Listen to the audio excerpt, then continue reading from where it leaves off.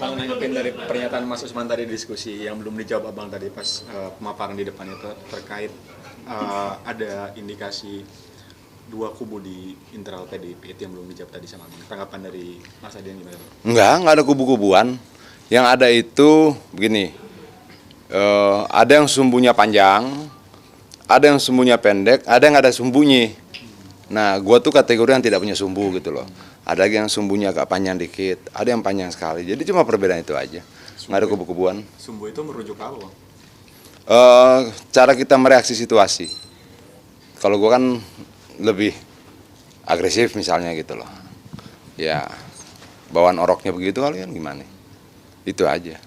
Bang, ini kan tadi kan terkait tata cara hukum ini. Ini tadi kan disinggung soal kasus Mas Hasto. Nah, yang lagi rame ini kan soal yang disorot tuh terkait penyidik yang melakukan penyitaan barang-barang Mas Hasto. Itu tadi Bang Adin juga sedikit menyinggung ada kaitannya sama pilkada, itu seperti apa, Bang? Begini dong, kalau ketika buku partai yang diambil ya artinya dia tidak sedang mencari tahu tentang apa yang dikerjakan oleh Sekjen sebagai Mas Hasto, tapi langkah partai dong. Boleh nggak kemudian kita berpikir seperti ya boleh, nggak ada penjelasannya. Itu loh, kenapa yang lo ambil buku ini? Itu loh. Ya artinya bahwa ketika tidak ada penjelasan kenapa itu yang diambil, boleh tidak kemudian orang menafsirkan bahwa ini ke sana, ini ke sana, ini ke sana, ya boleh-boleh saja. Tapi jauh ini dengan penyitaan buku itu agenda-agenda pilkada ini terganggu nggak, Bang? Ya kita kan gini ya, dalam buku itu kan banyak yang dicatat dan itu kan langkah-langkah partai. Kemudian arahan-arahan ketua umum terkait pilkada. Harusnya kan itu cukup kita saja yang tahu. Bahwa kemudian ketika ada orang lain tahu dan menggunakan informasi itu untuk kemudian mengantisipasi langkah-langkah taktik strategi kita, boleh nggak kita kemudian menjadi waspada? Ya menurutku harus waspada. Apalagi kayak misalnya yang kemarin apa yang di media hari ini apa dibilang apa itu yang siapa yang ditangkap kemarin tuh? Yang Baguna ya? Korupsinya kapan, masuk partainya kapan, apanya kapan, kemudian dia keluar dari partai, apa segala macam. Lalu KPK bilang tadi akan mengusut aliran dananya ke PDI Perjuangan. Ini tambah lucu-lucuan gitu loh. Apa? Ada apa sih sampai segini-gini amat? Nah, terakhir kemarin soal Pak Jokowi pernyataan soal Pak Jokowi mempersilahkan soal kasus korupsi bansos yang melibatkan Menteri Juliari diusut lagi, Bang. Tanggapan dari PDIP. Ya, kalau kita kan dari rangkaian peristiwa demi peristiwa ini kita melihat lebih kental aroma politiknya dibandingkan upaya penegakan hukumnya. Dari mana? Dari seluruh proses yang berjalan. Kalau kita nonton film nih, kalau ada penjahat ditangkap nih di jalan, hak-haknya dibacakan. Kalau hak-haknya tidak dibacakan, penangkapan itu dianggap tidak sah. Artinya betapa pentingnya sebuah prosedur hukum itu dalam hukum acara itu diikuti. Sehingga kemudian penegak hukum tidak menjadi pelanggar hukum. Kenapa? Dia mengikuti setiap tahap apa yang diwajibkan hukum acara tersebut. Nah, ketika kemudian proses itu tidak berjalan, kan ribet gitu loh. Ya, lu mau menegakkan hukum, kalau mau menegakkan hukum, ikuti dong seluruh prosedurnya dengan baik. Nggak perlu pakai masker, nggak perlu pakai topi gitu loh. Itu kan di kantor mereka, naik ke atas, bikin surat dulu, gitu kan gampang. Gitu loh. Ini kan tidak, seolah-olah ada yang sangat situasi yang sangat terpaksa banget sehingga segala sesuatu yang sifatnya prosedural dan itu penting dalam upaya penegakan hukum tidak dilakukan. Ini kan jadi aneh-aneh. Tapi dan proses hukum banyak tadi itu, Mas Hasto termasuk yang pernyataan Pak Jokowi kemarin, PDIP merasa terjegal nggak, Bang, di pilkada kali ini, Bang? Kalau kita melihat bahwa kita akan siap untuk seluruh situasi ya, untuk setiap keadaan, dan kita memperkuat seluruh otot-otot partai, kita memperkuat seluruh jejaring partai, kita memperkuat struktur partai sampai tingkat bawah, sehingga kita siap untuk menghadapi segala situasi. Bang, ini kan Mas Hasto lagi disibukkan dengan kasus-kasus yang ada gitu, Bang. Terus kemudian muncul isu bahwa ada potensi untuk pergantian sekjen, Bang, di kubu PDIP. Nah, itu untuk isu itu dari PDIP sendiri menyikapinya gimana, Bang? Di internal kita? Nggak ada isu itu. Nggak ada ya, Bang, ya? Nggak Dipastikan nggak ada ya, Bang? Nggak ada. Soalnya kan Mas Hasto Justru ini menjadi momentum kita lebih solid. Oke. Bagaimanapun juga Mas Hasto itu sekjen partai. Oke. Kita melihat ada sesuatu yang janggal dalam proses yang terjadi kemarin, dan itu membuat kita mengkonsolidasikan diri lebih cepat. Terkait dengan penyitaan handphone dan juga buku, lalu kemudian prosesnya yang janggal sendiri ditambah kasusnya kan yang sudah diproses sebelum 2020, menurut abang sendiri yakin ini ada kaitannya dengan pilkada dan juga karena Pak Hasto aktif mengkritik Pak Jokowi? Semua punya peluang untuk ditafsirkan ke arah sana. Kenapa? Karena memang janggal kok, gimana? Semuanya janggal, masa ada peristiwa janggal dan kita tidak boleh menduga apapun? Kan problem juga itu. Kalau menurut gua gimana ya? Yang ditangkap sudah ada, uangnya 400 juta kata teman-teman lawyer tadi.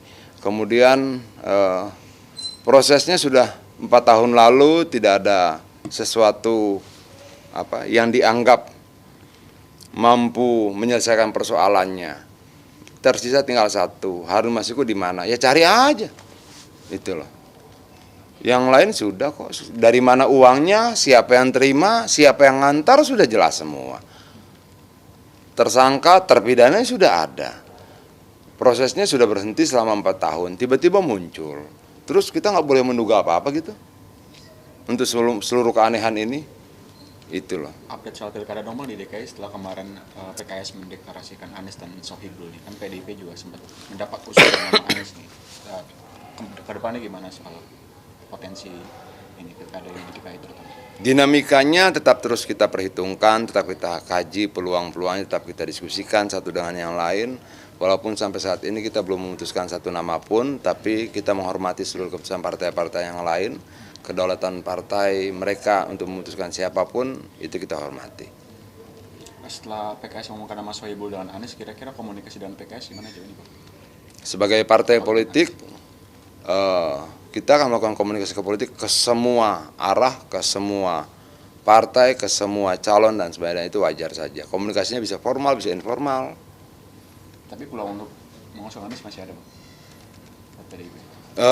Menurut kita, kajiannya kita selesaikan. Apakah mungkin kita mengusung Anies ketika memang secara kajian ideologi, kajian politik, kajian terhadap pemikiran, program dan sebagainya memungkinkan, kenapa tidak?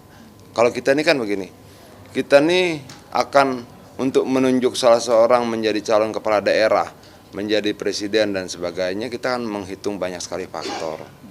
Itu loh, tidak cuma persoalan, elektabilitasnya bagus. Loh Jokowi dulu kalah kok elektabilitasnya waktu Pilgub DKI. Kerja yang kemudian membuat kerja kita bersama-sama yang membuat dia kemudian bisa menang. Artinya bahwa kita akan lebih berorientasi pada kamu mau menjadi kepala daerah, apa pemikiranmu tentang daerah ini? Bagaimana pandanganmu, setahu apa kamu tahu persoalan-persoalan rakyatnya? Berapa jumlah kemiskinan? Bagaimana menurunkan jumlah kemiskinan? Berapa jumlah pengangguran? Apa yang harus dilakukan untuk menurunkan jumlah pengangguran? Kayak begitu tuh penting loh. Jadi tidak cuma, survei angkanya begini-begini, enggak. Terus kepalanya enggak ada, gimana? Enggak ada isi kepalanya. Enggak punya pikiran, enggak punya gagasan, enggak punya program. Kan semua harus kita hitung tuh. Tadi Abang menyinggung soal ideologi. Kalau Abang sendiri kan soal ideologi ini sebenarnya ada masalah nggak Bang dalam PDIP? Kalau menurut gua kita kan punya tim yang akan mengkaji itu ya. Yang sekarang semuanya sedang berproses kan, melakukan kajian terhadap track recordnya, keberpihakannya, karyanya dari seluruh calon pilkada kita kan kita periksa semua. Kalau Itu loh. peluangnya Pak Anies untuk diusung PDIP seberapa besar di pilkada? Sulit membuat persentasenya, dan menurut gua kita tanya yang lain biar kagak pusing gua jawabnya. Tapi kalau porosnya kira-kira berapa Bang? Bang Adian memprediksi di DKI. Apa tuh? Poros kerjasama atau koalisinya di PDIP akan berapa poros nanti di DKI? Kita nggak mau mikirkan itu ya. Kalau gua ya, tugas gua ini kan memenangkan sebanyak mungkin pilkada yang bisa kita menangkan tuh. Lalu kita akan melakukan pemetaan politik, kita akan memeriksa rekam jejaknya, surveinya, bagaimana dukungan partai yang bekerja sama, bagaimana rakyat melihat dia, bagaimana pemikirannya, program-programnya, keberpihakannya dan sebagainya. Nah, tugas tim ini salah satunya itu. Kira-kira sikap atau keputusan calon-calon yang akan diusung PDIP kapan sih Bang? Berikutnya kita akan sampaikan pada DPP dan DPP akan memutuskan itu, apalagi Jakarta. Jakarta ini sudah kewenangan ketua umum. Akan last minute nggak kira-kira? Bisa iya, bisa tidak. Bang, tapi secara keseluruhan sudah ada yang rampung, Bang, dan sudah mau dilaporkan ke DPP. Gue sudah buat laporan 1 kali, tebel. Ya semua kita sampaikan toh. Ini kurangnya di sini, bagaimana caranya, ini begini, ya kita sampaikan semua lah. Bang, satu lagi Bang, pernyataan PKS kemarin yang bilang kalau Pak Jokowi cawe-cawe, terus ada bantahan dari Kaisang terakhir bahwa jangan melibatkan Presiden. PDIP juga termasuk yang percaya Pak Jokowi akan cawe-cawe di pilkada kali ini, Bang. Gini ya, kita ini sudah siap untuk semua risiko. Dia cawe-cawe, tidak cawe-cawe, kita siap. Dia pernah lakukan itu di Pilpres kemarin, dia bilang dia mau cawe-cawe, kita juga siap. No problem lah buat kita. Tapi pengaruhnya akan seberapa besar di pilkada dibanding dengan Pilpres cawe-cawe Jokowi? Tergantung kepentingannya, sebesar apa. Kalau menurut kita kita punya pengalaman belajar dari Pilpres dan kita mempersiapkan diri lebih baik dibandingkan kemarin. Sehingga mau kayak apapun situasinya kita jalani. Bang, karena keberadaan Pak Hasto, tapi sampai saat ini Pak Hasto di Jakarta ya Bang ya? Kemarin sih gue ketemu ya, ngobrol, ngopi. Berarti masih di Jakarta ya Bang ya, posisinya? Iya. Terkait dengan mencuatnya obstruction of justice. Lu nanya sama siapa sih? Lu di WhatsApp, baru nanya. Terkait dengan munculnya wacana obstruction of justice. Obstruction of justice itu terhadap siapa ya? Untuk yang kasusnya Pak Ahok. Ya siapa gitu, menghalangi, merintangi penyidikan terhadap siapa? Dipanggil datang. Oke. Ditanyain dijawab, disuruh duduk dia duduk. Terus yang dirintangi siapa? Merintangi penyidikan siapa yang dirintangi? Kasih tahu dong. Itu loh. Iya, lu tanya ke mereka, Pak, yang dirintangi penyidikan siapa sih? Jangan kemudian obstruction of justice tapi kagak tahu siapa yang dirintangi penyidikannya. Jangan kita nggak tahu yang disidik siapa. Orang jangan-jangan yang disidik ternyata Kusnadi, iya kan? Yang dipanggil dia gimana? Yang diambil dari tangan dia gimana? Terus merintangi penyidikan Kusnadi gitu? Iya, biar jelas gitu loh. Gue juga kan bingung merintangi penyidikan siapa sih? Lu tahu? Hah? Gue juga nggak tahu.